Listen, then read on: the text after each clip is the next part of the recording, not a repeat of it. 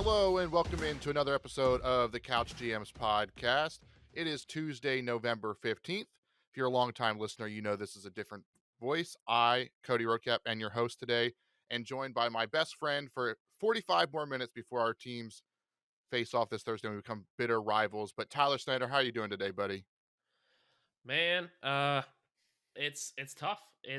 I'm doing pretty good right now. Titans are riding high.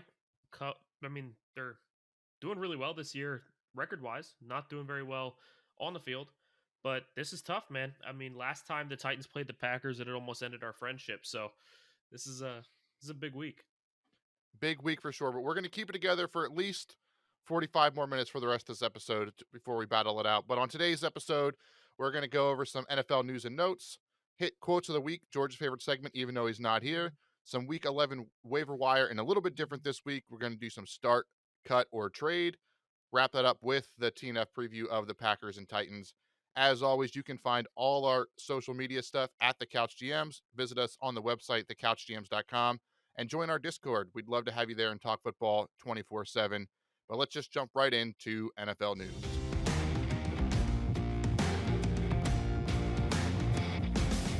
And kicking off the NFL news, not as big as last week's news with the surprise of Jeff Saturday, but another big surprise across the NFL landscape as the Arizona Cardinals released Eno Benjamin. He was leading their teams in yards per carry. He stepped in really nicely when James Conner was dealing with injury. But Snyder, what are your thoughts on this move? I don't like it at all. Like, I don't understand it. I know James Conner is back, but Benjamin has been great for the Cardinals. I mean, in Conner's absence, has really stepped up. They were saying in preseason, like, Benjamin is forcing his way onto the field because of how well he's playing. And it seemed kind of funny at the time, but now after watching him play, like, it seemed real. It seemed like he was doing really well. I feel like there has to be something else going on because it just doesn't make sense to me to see them cutting him right now. I feel like there's other players they could have cut. I definitely think he's going to be signed by somebody. I don't think he's going to go anywhere and become an immediate impact player. So as far as fantasy goes, if you had him anywhere, you can drop him now. But still, not. I don't like the move. Yeah, definitely. Only thing is, if you are in a dynasty league and you might have been able to have him, just see where the next team is before you go out and cut him. Might not be a smart move to cut him before we find out what that next team is, but we expect him to be picked up, and it will be interesting TV when that episode comes across on Hard Knocks. But let's jump into some injury news. Sticking with the Arizona Cardinals, the biggest news of the week is tight end Zach Ertz. He is done for the season with a brutal injury, and it makes the tight end market. He was a guy that you could count on and start every week in terms of fantasy. Got even worse this week. And first and foremost, we want to wish Zach Ertz a quick and speedy recovery. Hopefully, this is not the end. He is getting up there in age. Hopefully, we get him back next season. But man, tight ends take another hit.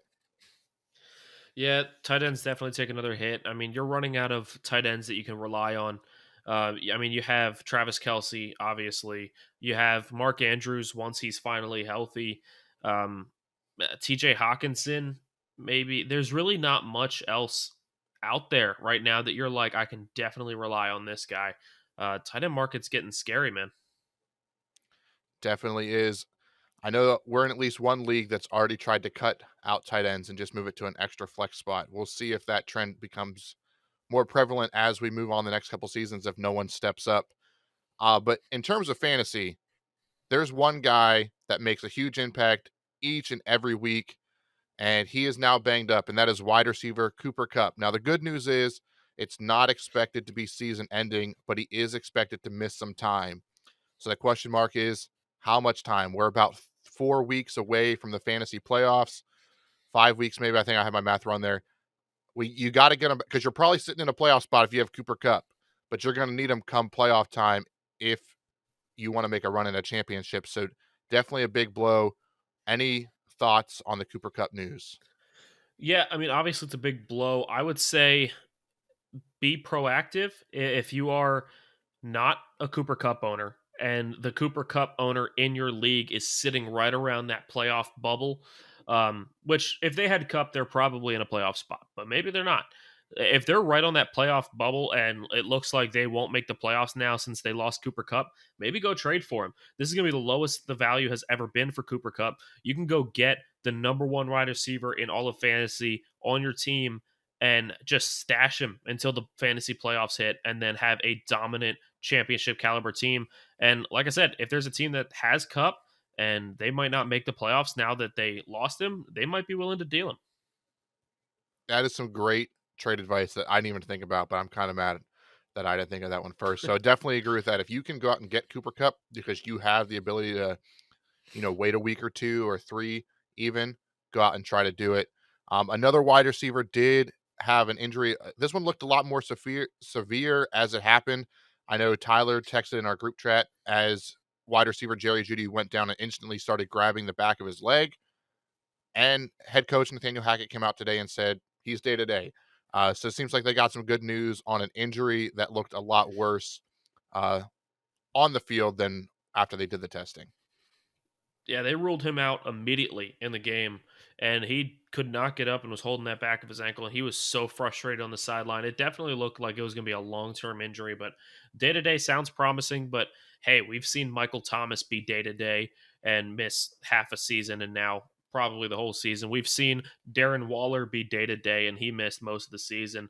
And Keenan Allen has been day to day for who got God knows long. Uh, so you can't really buy in too much to the day to day, thinking, okay, maybe he's fine. It could still be a long term injury. You just gotta keep watching the reports and move your lineup accordingly. For sure. And I'm going to, digress a little bit from the injury and just give you a random stat I saw on Twitter about this Broncos offense. Because let's be honest, it has been bad. If Yep. their offense would have scored 18 points in every game they played, they would be 8-1. That's how bad 18 points in today's NFL. That's all they would have needed to be 8-1 in every game. Kind of crazy The to Broncos see. defense is solid. The Broncos defense is really good, but that offense is just depressing. I can tell you because being a Titans fan, I got to watch it firsthand because the Titans played the Broncos this week, and the Titans looked like garbage. But they still won because the Broncos offense couldn't do anything. And I can tell you that 7 of the 11 starters for Tennessee did not play for injury, and even more got injured during the game, and yet they still held the Broncos to 10 points, only one touchdown on a broken play.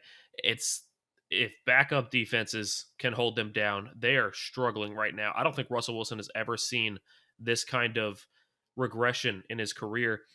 However, Cody, I will ask you, even though the Broncos struggled, they did really start to target Cortland Sutton as soon as Jerry Judy went down. He got a lot of targets, turned it into about 9 points on the week. Are you starting to trust Sutton at all to get him back into your lineup, or are you still out on Sutton because of the Broncos? Yeah, I mean that's a tough one. If Judy doesn't go, I think it definitely makes the play for Sutton a little bit better. I don't think he like instantly puts him to wide receiver one. He's probably a low end two flexible type of guy. Like not a guy you have to force in your lineup, but you do feel better about if you would have to play him to get through some bye weeks or something like that. Fair enough. All right, and then our last injury news for today is PJ Walker, quarterback for the Carolina Panthers, has suffered a high ankle sprain. So we will see Baker Mayfield back as the starter this week, and Sam Darnold will be the quarterback backing him up. Does this affect any of your outlooks on any of, Deontay Foreman, Chuba Hubbard if he goes, or even like a DJ Moore, or there's not much the quarterback change doesn't really affect how you view those players? Well, first I'll say I have no idea what the Panthers are doing. PJ Walker is not the quarterback of the future. I don't know what more they have to see to prove that, but he is not the guy. Um, I can't believe they gave up on Baker so quickly. And I can't believe they are so hesitant to go back to him because they don't like him. But now that they have to go back to him, they're still choosing him over Sam Darnold. Like that must mean they really hate Sam Darnold. Like I don't know. I know he's just coming back from injury and everything, but it's a confusing situation. The Panthers are a mess. But to actually answer your question, I think it does give a slight uptick to DJ Moore. I think that Dante Foreman is still going to be solid either way. because they're at the point where like they have to run the ball because that's all they have. Um, and Chuba's going to get his value. Like if you're the kind of person that was starting Tony Pollard when Zeke was healthy, if you're the kind of person that was starting AJ Dillon when Aaron Jones was healthy, then I think you're going to be the person that's going to start Chuba Hubbard, even though Dante Foreman's the starter. Um, so that's how I would value him. I'm not the kind of person to play those backups, so I probably wouldn't play Chuba, but it really depends on who you are. But I do think DJ Moore gets a slight uptick. I know Baker's not the greatest quarterback. I know he's had his struggles. I know the Panthers in general are rough, but I do think Baker is a better quarterback than PJ Walker. So I'd say slight uptick to DJ Moore, potential flex play, but still not a guy you want to like force into your lineup. Yeah, I think that's some great insight there. So that'll wrap up our news and note segments. Make sure you tune in to our episode later in the week for all the injury updates as we head into week 11. But why don't now we jump into quotes of the week?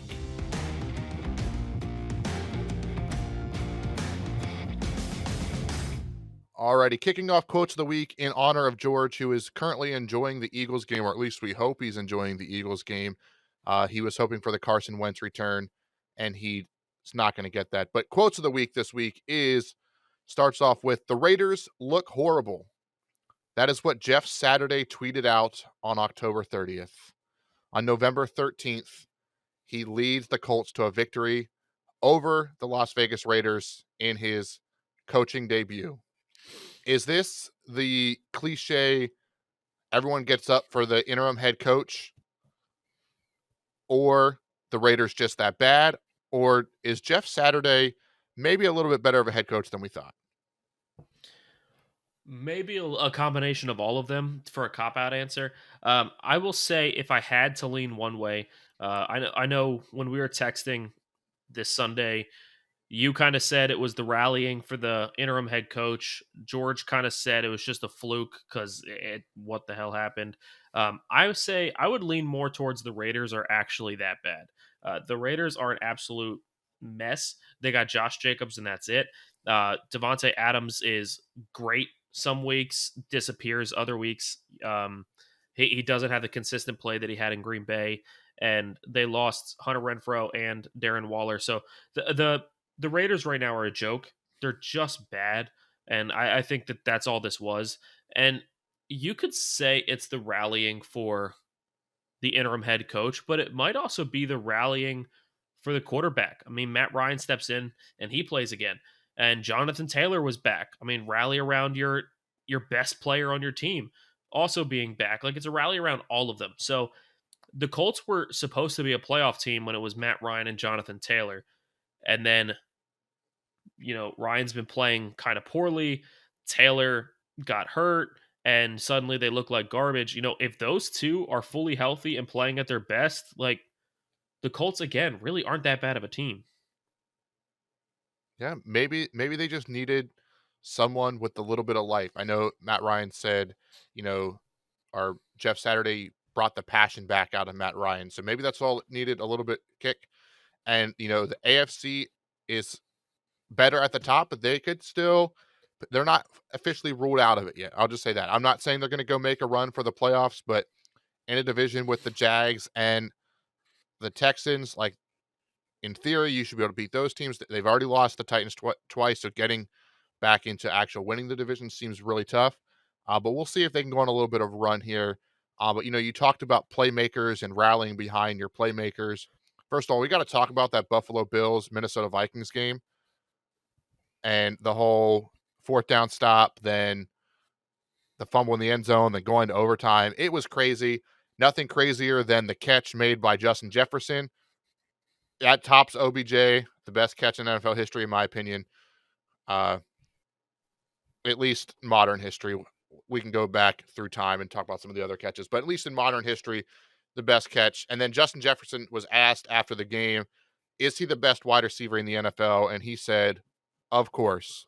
So, Snyder, do you agree with Justin Jefferson?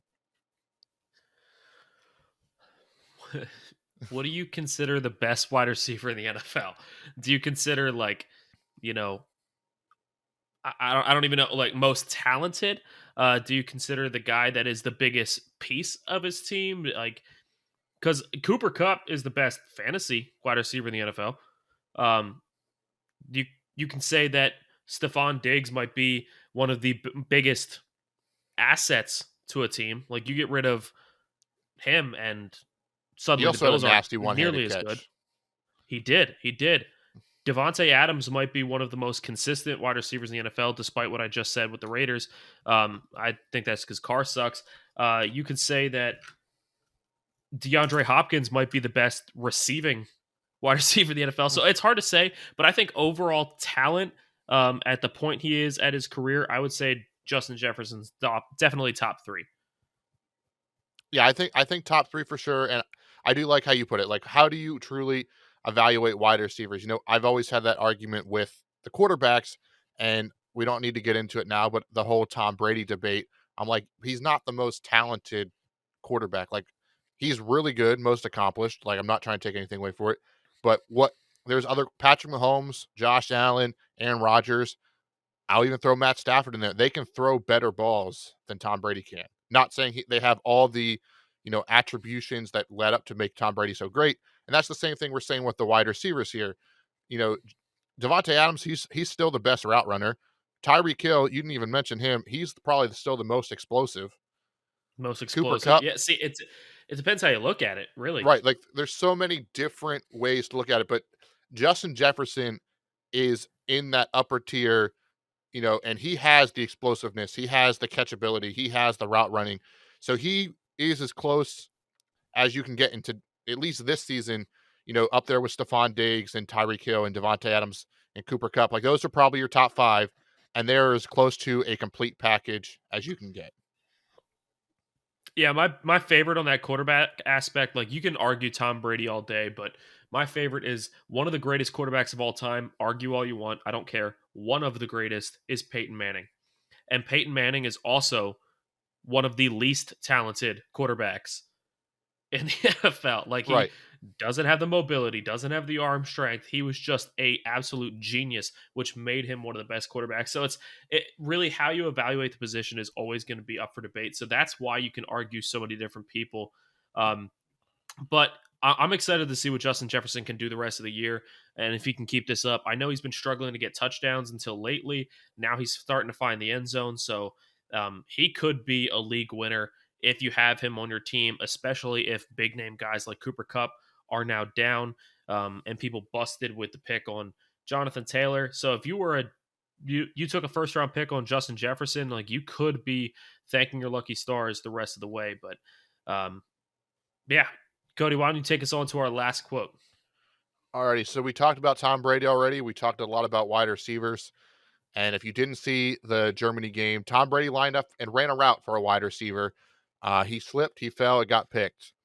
But Tom Brady was, able to play it off, and I love it. He went to Twitter after the game. He said, "If I didn't slip Randy over the top for 6," referring to he was going to Randy Moss, Tariq Wooden, and take it to the house.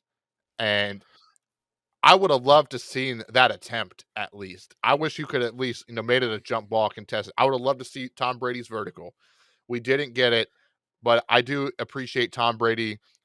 He's gone through a lot, and we don't need to get into his personal life here on the podcast, but he's gone through a lot this season, and still to be able to have some of that likability that don't think he had in New England, that he has now been able to express more as he's gone to Tampa Bay. I do appreciate like this new side of Tom Brady, joking on Twitter, being able to make fun of himself, showing a little bit more personality is what I've really appreciated about these Tom Brady Buccaneers years. Yeah, make fun of social media all you want, but I think Twitter is what's making Tom Brady likable. Ever since Tom Brady got a Twitter, like all of his tweets are just hilarious. Like they're great. Like he's actually funny. I hated Tom Brady, but reading these tweets and seeing that side of Tom Brady really does start to make you, if maybe not like him, but maybe respect him more and be like, all right, maybe he's human. Like it definitely has helped his case a little bit. Um, Still, I can't believe the Bucks ended up winning, but I still can't believe how bad the Bucks look this year.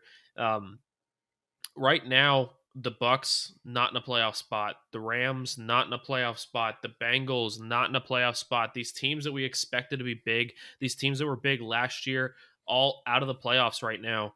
Um, Do you see any of them bouncing back and, resurrecting anything, or do you think they're all going to stay kind of on the shelf?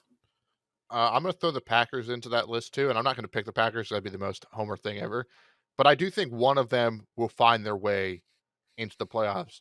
I'm probably gonna say the Bucks if I had to actually pick one, just because their the division seems to be the worst with the Saints, the Panthers, and the Falcons. So they could be a 500 team that gets a home playoff game. The Rams, we talked about Cooper Cup. Matt Stafford missed this past week with a concussion. That's an interesting one. Green Bay, I mean, Minnesota's so far ahead in that one. Like, they're going to be fighting for a playoff spot. And then the Bengals too. Like, they have like their really good week, and then they have like a big letdown. So definitely be interested to see how that takes how that takes shapes over the next couple weeks as we look forward to the fantasy playoffs and NFL teams look forward to the actual playoffs. But Snyder, why don't we go ahead and move on to our next segment and jump into some Week 11 waiver wire?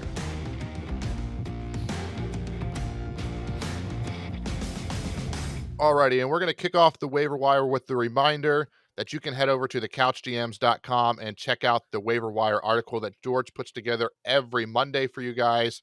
I'm going to recap his list. Quarterback Daniel Jones, 37% owned.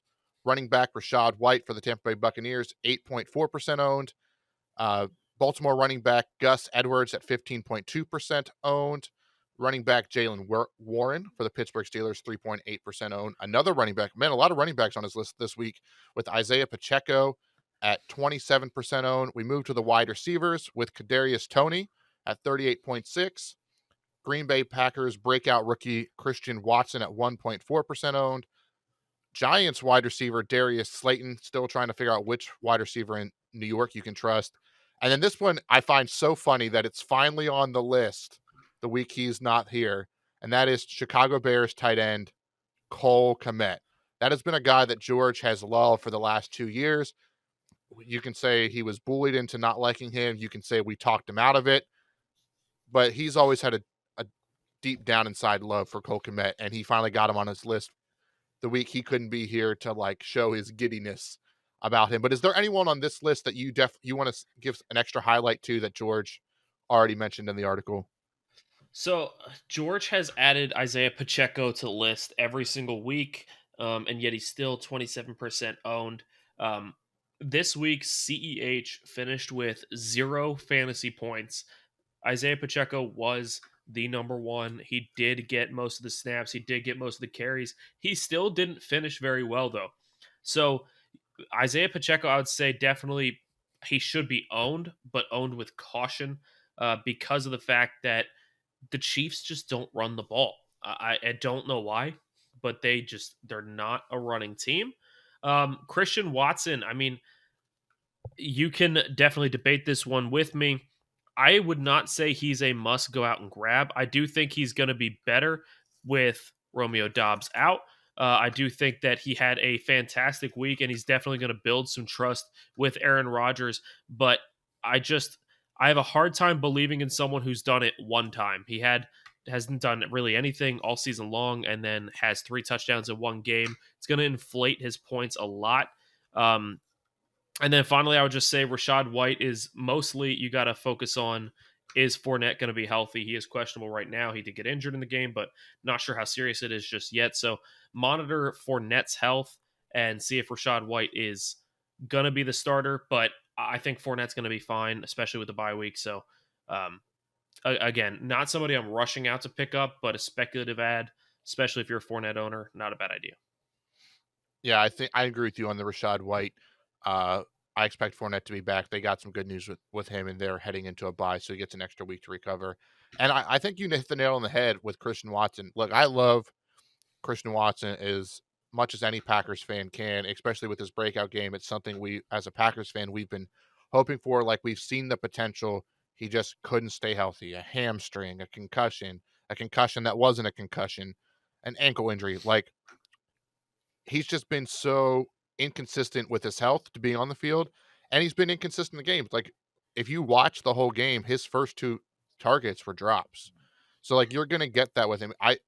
I think Christian Watson has the ceiling to be a lot better than a Marquez Valdez-Scantling, but I think you need to view him how you viewed Marquez Valdez-Scantling the last couple years in Green Bay. He's gonna have a game or 2 where he goes for, 127 and 2 touchdowns or, you know, 3 catches, 97 yards, and a touchdown. He'll have a couple of those, but there'll be a couple of games where he has 8 targets, 3 catches for 35 yards. Like, that's just the inconsistency because a little bit of being a rookie, you know, missing majority of training camp, the injuries in season. He's just learning a lot on the fly. The Packers do need him, but they also should get Randall Cobb back this week. So I think if you're in a super deep league or something, heck yeah, go get Christian Watson. But I don't think this is the new norm for him. All right, so just gonna go ahead and highlight some other people that were not in the article. I'm gonna start us off with a defense. I do like to throw one defense out at you guys every week, just so you have an idea of who to stream. This week, my defense is the Saints defense. The Saints defense is only about 40% owned, but they do face the Los Angeles Rams next week. Um, the Rams, I mean, whether Matt Stafford plays or not, I think he will, but whether he plays or not is still yet to be seen. But they're going to be without Cooper Cup. They don't really have any run game to speak of. Van Jefferson has had a couple nice grabs, but he's not consistent. There's really nobody on that team that puts fear into anybody right now. Plus, the Rams are the second best team against the defense. Like, they give up the second most points to fantasy defenses because of the amount of turnovers they have, the lack of points that they've been getting. So any team against the Rams right now, even with Cooper Cup there, has been a solid play. With Cooper Cup out, Saints are definitely a good pickup and stream. Yeah, that's not a bad one. I'll go with the defense real quick too.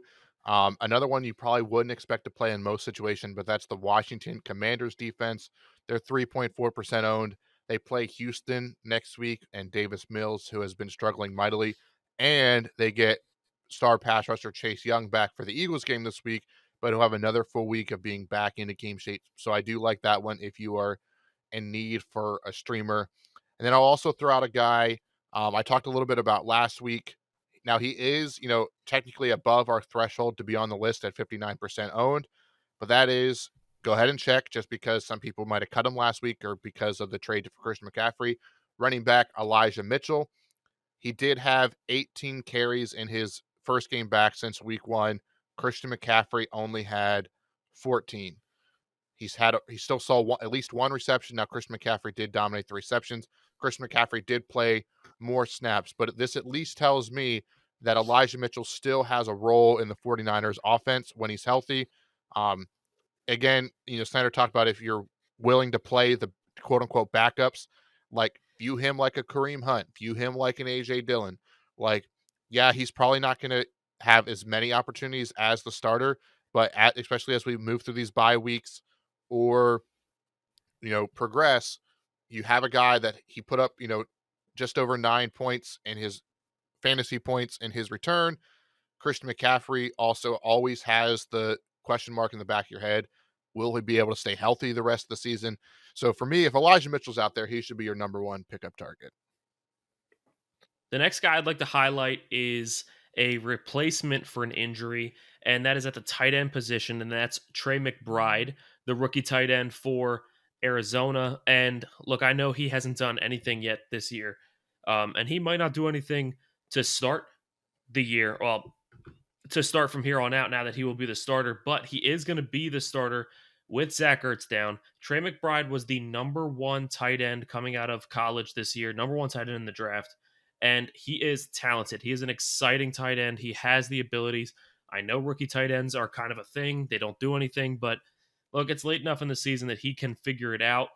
And look, you might not play him this week. You might not even play him next week. And then he has a bye week 13. But for the fantasy playoffs, I talk a lot about green matchups, red matchups. Green means he's playing a bottom 5, bottom 10 defense against that position. And for the fantasy playoffs, it is a green matchup every single game. Someone with his talent set in a tight end market that is already terrible. There's really nobody out there, and he has all those green matchups for the playoffs. He's a guy that I want to pick up and roster. Yeah, I definitely think that is a solid ad, especially. with the tight end landscape. It is so miserable out there unless you have Travis Kelsey. I mean, you throw TJ Hawkinson and Mark Andrews in there, but they're up and down or injured. So, yeah, I think taking a flyer on Trey McBride in that offense that we've seen a tight end be valuable, it's definitely worth the move. The next guy I want to talk about um, is wide receiver Paris Campbell of the Indianapolis Colts. Now, if you've watched the Colts play, you might be like, why are you talking about a Colts wide receiver? Um, and it's just because what he's done, not in the last 3 weeks, but in the last 3 games with Matt Ryan. Actually, the last 4 games with Matt Ryan. He had a 15-point week, he had an 18-point week, he had an 8-point week, and then he had Matt Ryan came back this week and he had a 17-point week. So we did see, a big dip with, or I'm sorry, that 8-point week was with Sam Ellinger as well. So it was 15, 18, and 17. So double digits the last 3 games with Matt Ryan. Matt Ryan should be back. They do have a really tough matchup against the Eagles, which might not be the greatest, but then they get to play Pittsburgh, who's 31st, and the Cowboys, who's 21st against the pass. So some positive matchups coming up for Paris Campbell. So another guy you might want to throw into your waiver wire. One final guy that I want to highlight, and then I'm good. Cody, if you have more after this, feel free to mention them. But I am going to stick with the tight end position mainly because it's such a hard position to find. And again, this isn't going to be a guy that you're going to pick up, start. He's going to get you 20 points every week. But with the tight end landscape the way that it is, he's definitely worth an ad. And that is my boy Foster Moreau. For the Las Vegas Raiders, Darren Waller out for the season. Moreau stepped in and was one of their top targets. I mean, he only saw four targets, but he definitely had his presence felt. He did have 3 receptions for 43 yards and a touchdown. And, Moreau last year when Darren Waller was on IR was one of the best receiving options on the Raiders. And I think that he's going to have the same kind of presence felt this year. Again, not a guy you're going to pick up and be like, I have to start him. He's a must start, but you could definitely find much worse out there at the tight end position. Yeah, And that's he's only another 3% owned. That's definitely another great name. The last one, I'm going to phrase it more as a question than a waiver wire, but we do have to talk about it, and that is we talked about Cooper Cup getting hurt. Allen Robinson only 43% owned. Van Jefferson only 8% owned. Are any of them on your radar? Are you going out to pick either of them up, or is it pretty much this offense has been so bad it's Cooper Cup or bust? Look, I mean, Allen Robinson is consistent with targets. I mean, I'll just read off since week 2. It's been 5, 5, 6, 5, 6, 7, 5, 6. Like it's very consistent with his targets. He's just not doing a whole lot with it. He's only had 2 games this season where he's broken 10. I know that Cooper Cup has been there, but even yet, I don't think he's as big of a piece of that offense as we originally expected him to be, and I don't think he's at a point in his career that I would like to have him. Van Jefferson, he hasn't quite broken out since coming back from the injury. Um, I mean, this week he did break double digit points, but only on 3 receptions. So it's kind of hard to base it off that. He did have a touchdown as well. But I do think that Van Jefferson is the more talented wide receiver of the two. If I was going to pick one up, I'm not going Ben Skoranek. I'm not going to go Allen Robinson. I'm going Van Jefferson. But it's not a guy that I'm picking up and throwing in my lineup right away, especially if Matt Stafford does end up missing more time, which again, I don't expect him to. But if he does end up missing more time, then definitely not. But Stafford's going to have to throw to somebody. And I think Van Jefferson's the most talented wide receiver on the team. So he'll be more of a boomer bust play, but he's the guy I would target. I like what you said. There's also the big caveat: will Matt Stafford be back? I don't think either of them are instant replacements for or not Cole Komet. Definitely not Cole Komet. Cooper Cup. So there, I can't even believe I mixed those two up. They are on completely different levels. But yeah, I would definitely look elsewhere. But if they're out there, maybe you don't even want to spend any fab on them, or you don't want to waste your waiver position. You kind of want to sit back and wait and see does anybody else get dropped for one of these guys, or not just the Rams wide receivers, but anyone we mentioned. Um, and then if that doesn't happen, you go up and pick them up then, because that's part of playing the waiver system, or not spending any fab, but still putting in a waiver wire request that you can take advantage of for your leagues. But that'll definitely wrap up the waiver wire articles. If you or the waiver wire segment, if you have any questions for us, send them our way. Check out the article again on the couchgms.com. But let's jump into our next segment where we do a little bit of start, trade, cut.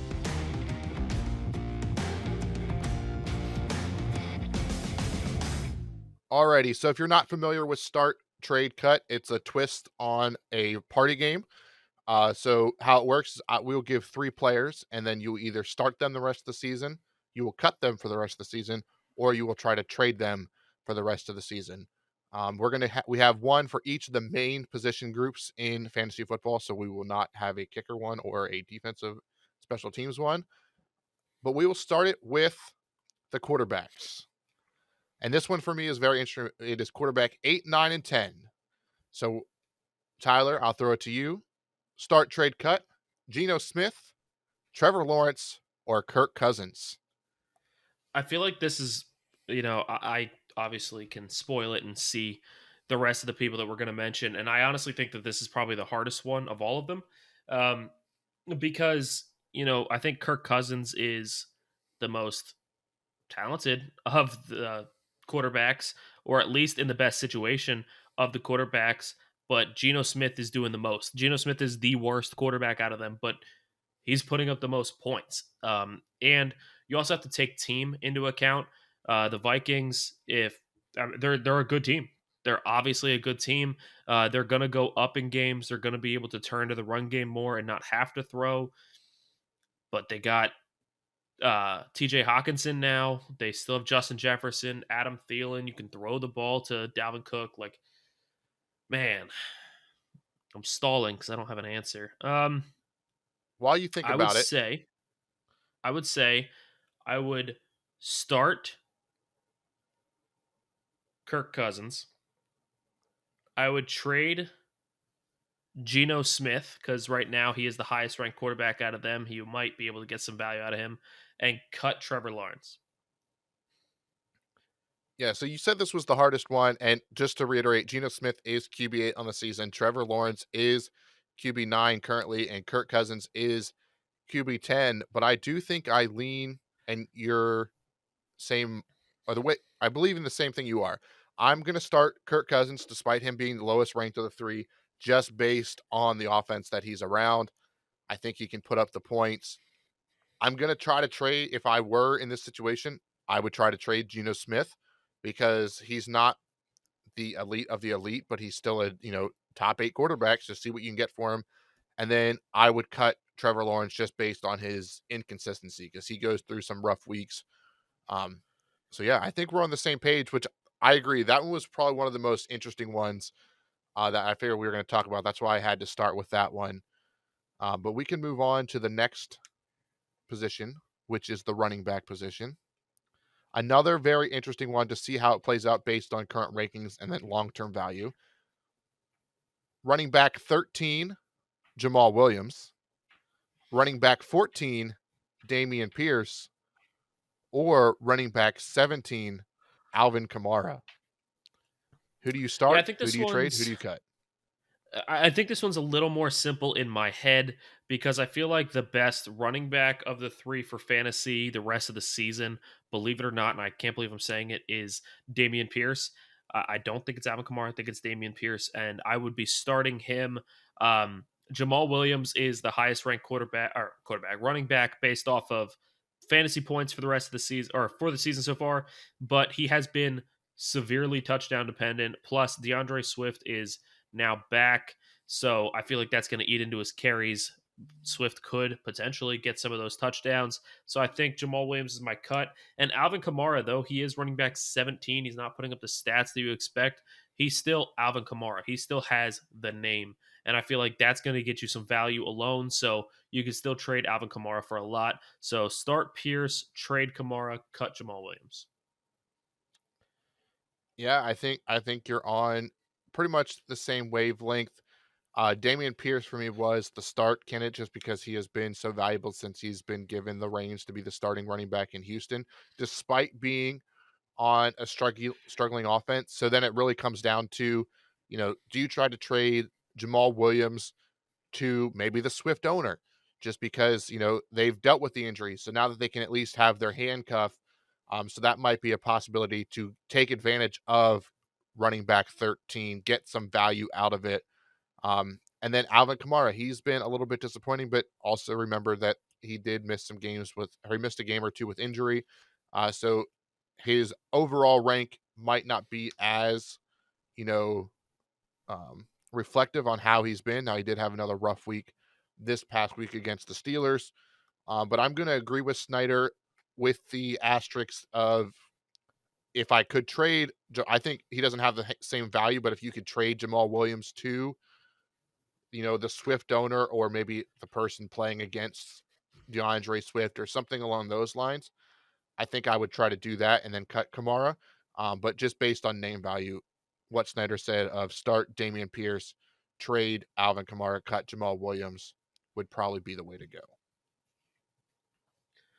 Absolutely, Cody. I'll move on to the next one. I'm going to let you start it off since I've been stealing kind of the thunder. So for wide receivers, we have wide receiver 19, Brandon Ayuk, wide receiver 23, Alan Lazard, and wide receiver 24, Michael Pittman.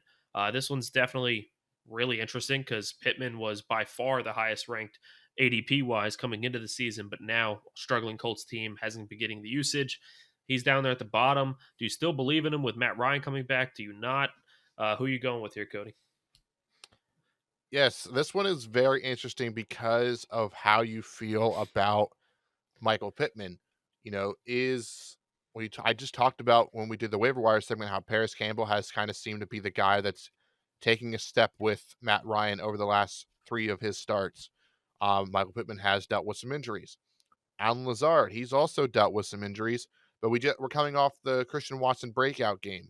Like Alan Lazard has, he's got a couple touchdowns to keep his fantasy scores alive, but he's not been like a target machine. Like he didn't get his first catch until the fourth quarter on Sunday. So that's a very tough, guy to rely on. If, you don't want a wide receiver not getting a catch the fourth quarter. And then Brandon Ayuk, he's been on a tear, but you could argue his team has the most other weapons around him with Christian McCaffrey, Debo Samuel, Elijah Mitchell coming back. Is there too many mouths to feed? So for me on this one, I'm going to trade Brandon Ayuk. I'm going to take advantage of his wide receiver 19. I'm going to try to go out there and move him. And then it really comes down to a coin flip for me. Do you trust Alan Lazard and the crappy Packers offense, or do you trust Michael Pittman and the crappy Colts offense? I'm going to go ahead and say start Michael Pittman. I also will say I don't think there's trade value in Michael Pittman or Alan Lazard, despite them still technically being top 24 wide receivers.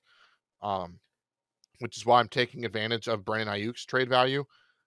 So I will start Michael Pittman and cut Alan Lazard. I will say if you're in a league with George, Michael Pittman's value is still very tradable.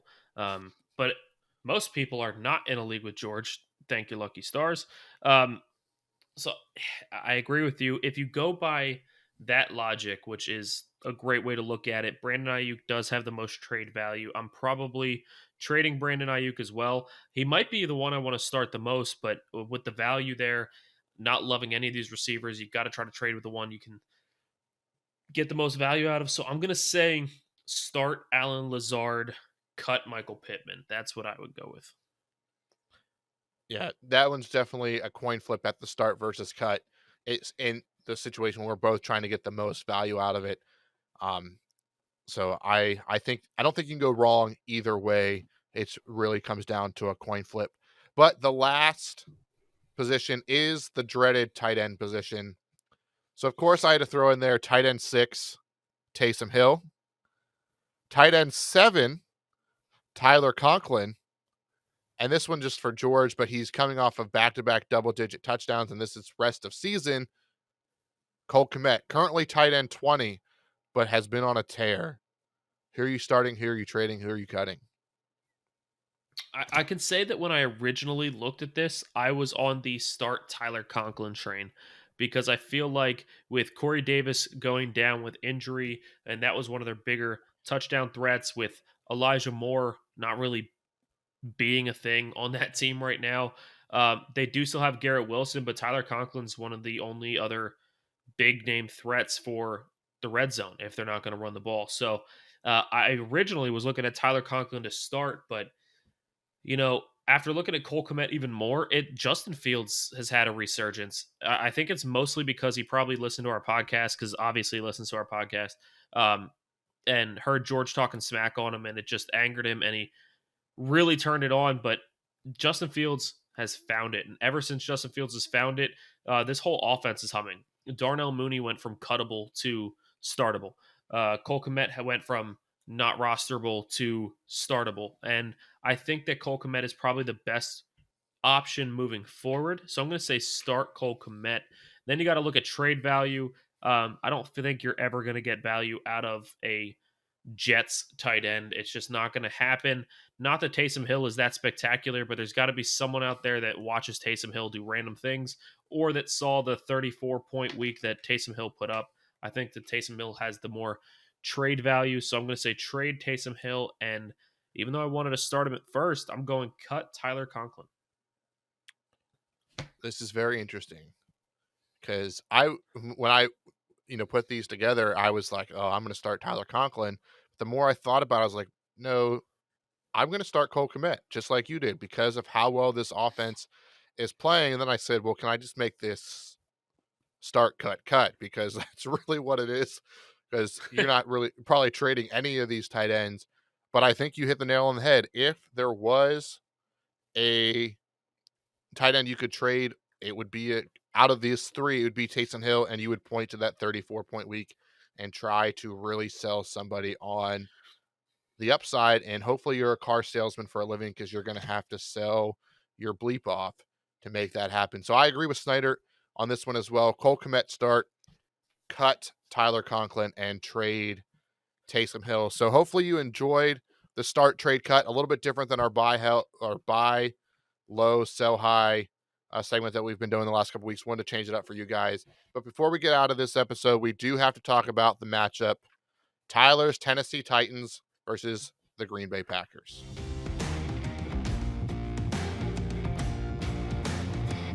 And I will say that it is a little frustrating. The Packers have been one of the worst teams in the league, and then all of a sudden they ride the high of beating the Cowboys in overtime, and now they got momentum coming into this game. That sucks. Um, but no, I think this is a big game, and for anybody out there that has not noticed yet, we got 3 weeks in a row of Couch GMs football. This week, we got the Titans versus the Packers. Next week, we got the Packers versus the Eagles. And then the following week, we got the Titans versus the Eagles. It is 3 weeks in a row of t- Couch GMs football, and this is definitely going to get heated. Some friendships might be lost if you see the Titans lose both of these games. I probably will miss a week on the podcast, and you'll be like, Tyler must be busy. Nope, Tyler's upset. Tyler's sad. It could be the end of the But still, podcast. Let's be real. it could end the podcast. This is a very tough stretch right here, guys. I mean, we are in each other's weddings, and yet we will still end friendships over football because that's what Couch GMs do. Um, but let's get to the fantasy aspect of this. Big news is Randall Cobb could return from IR to play in this game. Other injury news is the Titans' entire defense is basically out. We have all three of our starting corners are injured. Um, Almost our whole our defensive line is out. Our pretty much all of our linebackers are injured. So the Titans are playing almost entirely backups for this game. It is definitely going to be sketchy, which gives the Packers some room. It definitely gives them a chance to get more going on offense. But if anybody knows the Packers offense, it's Cody. So, Cody, who on the Packers side of the ball should we be looking at for fantasy purposes?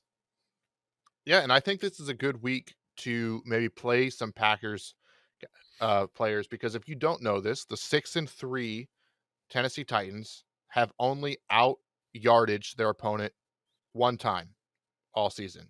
Even last week when the Broncos only scored 10 points, they still had more yards than the Tennessee Titans. So in terms of fantasy, they haven't given up a lot of points, so their defense still looks good, but they have allowed some yardage. So I think the no-brainer is Aaron Jones. This might be another week you can consider playing AJ Dillon, whether that's, if you watch the game when they played in Lambeau 2 years ago, that was his quote unquote breakout game. It's going to be cold in Lambeau Field. Now you do have to watch because now, granted, these are estimated because there was no actual practice. It was just essentially a walkthrough and meetings today. But David Bakhtiari would not have practiced. Elton Jenkins would not have practiced. That's two big names on the left side of the ball. Christian Watson, he would have been limited with an ankle injury coming out of that game. Rodgers would not have practiced, still dealing with his thumb. So there's a lot of people on the Packers side that are dealing with some injuries. Just as long though is on the Titan side, their injury report. Again, you know, Caleb Farley, he's going to be done for the season. Big loss on defense. Christian Fulton, limited with the hamstring. That's going to be another, top corner out there. On the offensive side, you know, center Ben Jones, he's in concussion protocol. It's a Thursday night game. He's a big piece of their offensive line. That's a huge, I'm not saying don't go out there and not play Derrick Henry because that's stupid, but that's something to keep an eye on. That could limit what his ceiling is because of how important he is. Jeffrey Simmons, he would not have practiced with an ankle injury. That's a huge piece of their run defense. Ryan Tannehill still dealing with the ankle injury. He played. So there's a lot of injuries. This is pretty much the injury bowl going on here. A lot of things. And then both kickers are also dealing with an injury. Randy Bullock got hurt in warm-ups. He wasn't able to play. Mason He Crosby was couldn't able do. to play. He Oh, did kick the field goals. He just didn't do any of the opening kickoffs. so interesting. Does he have a back injury? No, he's a right calf Yeah. because Mason Crosby, he hurt his back and he couldn't do the kickoffs either, but he was able to kick the field goals. So Tyler and I joke all the time that the Packers and the Titans are basically the same team. And now literally our kickers are dealing with injuries where they can kick field goals but not do kickoffs. So once again, this is pretty much a scrimmage on Thursday night. Yeah, it's definitely the injury bowl. It's frustrating that the Packers and the Titans were the two most injured teams in the NFL last season. Titans set a record for most different players used in a game, and they're on pace to break that record with the amount of injuries we've had already this season. And the Packers are keeping pace with them yet again. It's really frustrating. If one of us could just get an athletic trainer and do something to keep our guys healthy, it would be fantastic. It's two teams that, they're definitely struggling, but they're so talented that if they were fully healthy, we would see so much different out of their teams. But the big name guys are still there. We still have the quarterbacks are still there, maybe dealing with injuries, but they're still playing. The star running backs are still there. So those big pieces are there. On the Titans side of the ball, fantasy wise, Derrick Henry, and that's it. So that's really what it's going to be. Now, don't hear what I'm not saying, but listen up. If you are really struggling at the tight end position, there's two names that you can look at. Now, look, the Titans don't use the wide receiver. Nick Westbrook Akina did have over 100 yards, 2 touchdowns this past week. I don't care. He's not going to do crap the rest of the season, so don't even worry about him. Don't go make a dumb pickup off of one good week. It's not going to happen. But the Titans have really finally started using the tight end position. Austin Hooper has shown flashes of being good. He has not gotten the targets. This past week, he got 7 targets, finally started to show what he could do, put up 13 points. It was a big week for him. And then you have Chigozium Okonkwo, Chiggy. He is the rookie tight end. Um, Again, right now playing as a third string. So I'm not saying go at him right away, but keep an eye on him. Put him on your watch list. This man has had 7 receptions this year. That's it. But in his 7 receptions, has 141 receiving yards. That's over 20 yards per catch. Has a touchdown. 6 of his 7 catches have been at least for a first down or touchdown. It's crazy what he's doing right now. Like every time he gets the ball in his hands, he does something big. And the Titans are finally starting to realize that. And they said this week that they are really going to try to get him more involved. And I hope they do, because they don't have any wide receivers. Somebody's got to catch that ball. Chig could be a good option moving down the stretch, but not yet. As far as this week, you are starting Derrick Henry or bust. Yeah, I would throw in Potentially, if you need a streamer. Now, I've talked about my superstitions and not liking to play people on Thursday night unless I absolutely have to, but I would throw in the Titans defense. They have been, I mentioned they give up yards, but they have been pretty stingy on giving up scores. The Packers had their first game scoring 30 points, which might be scary, but they also went to overtime. It's a short week. They're coming off a game where they couldn't put up more than 10 points against the Detroit Lions. I mentioned the offensive line injuries. The Titans can get after the quarterback. So I do like, if you need a streaming option, the Titans defense as well in this one. And then on the Packers side, it's Aaron Jones. If you're super desperate, you can roll out AJ Dillon. And then if I had to pick a wide receiver, I would probably go Alan Lazard. I don't think I would bet on another breakout game for Deshaun Watson, like I mentioned, or not Deshaun Watson, Christian Watson, uh, like I mentioned earlier. And then, yeah, that's pretty much it. So, a game for being the two number one seeds last year, you would have thought this would have been a big fantasy output, but it's not. Yeah, And Cody, that's just to further push your point, the Titans defense is actually ranked 12 right now. They are still only 63% owned, but they have had double digits every week since week 5, and week 5 was their lowest scoring week since week 4, which they had 9. Like, they still had a good week. The Titans have really only had 2 bad weeks all season, defense wise. Otherwise, they are putting up consistently double digit points every single week. So they have been a really solid defense, and you can throw the Packers defense into the same mix. Now, I know the Packers defense might not be a stellar fantasy defense, but this Titans offense is bad right now. Even Derrick Henry couldn't get it rolling against the Broncos. The Broncos do have a good defense, but Derrick Henry is pretty much all they got right now. So there is still a good chance of the Packers defense being a good streaming option, but like you said, there's really not a whole lot to go here. I still think it's going to be an exciting game. The two exact same teams playing off against each other. I'm curious to see which one actually does pull it out. all right. We don't typically do this on this show because we're a fantasy podcast, but since it's Okay. our teams, give me your score prediction. Score prediction? All right. All right. I think it's going to be hmm I'm going to go 24-17 Titans. I was going to say 27-20 Titans. I'm still not sold on the Packers. Now, when I watch the game with you on Thursday, I will tell you that the Packers are going to win no matter what. But for my official score prediction, which I will also make on Cheesehead TV, you can check that out as well. 27-20 Titans. But Yeah, hopefully it's a good since one. week 2, I mean, the Titans are one of the ugliest teams to watch. There is no watching Titans football and being like, wow, this is a good team. Like, it looks horrendous, but they find a way to win every single week since week 2. The only week they've lost was to the Chiefs, one of the number one teams in the NFL, and they did it in overtime. They even made them look like crap up until they ended up pulling off the win. Like, the Titans just find a way to win. So I just that's why I'm leaning Titans here, and you know, but honestly, I think you can put money on either team. Whichever team is not favored, you can put money on them and have a good chance of winning. So if you're a betting person, you got that to look forward to. But it definitely should be an interesting game. We will be watching it together. So if one of us is not on the podcast next week, you know why. For sure. And I believe the Packers opened as 2.5 point favorites, but that could actually be a half point favorite for the Titans because they got the 3 point home field advantage swing. So that's too much betting knowledge for me because that sounds too complicated. But Tyler, why don't you give everybody your favorite spiel before we get out of here? Yeah, my favorite spiel. Normally it includes, hey, let's make fun of George, but he's not here this week. So please put in the comments how this was the best episode yet because he wasn't here. Whatever you want to do. I always like sticking it to George. But honestly, let us know what we could do better on this podcast. We want to cater this podcast to you because you're our listeners. You're the reason we do this. So let us know what you would like to hear. Let us know what you know. Did you agree with any of the people we said? Did you disagree? Are you curious on a waiver pickup, whether you should make it or not? Let us know. We can tell you the right guy to pick up. Either way, this podcast is so much more fun for us and more fun for you when you get involved. Absolutely. And as always, we can't thank you enough for listening.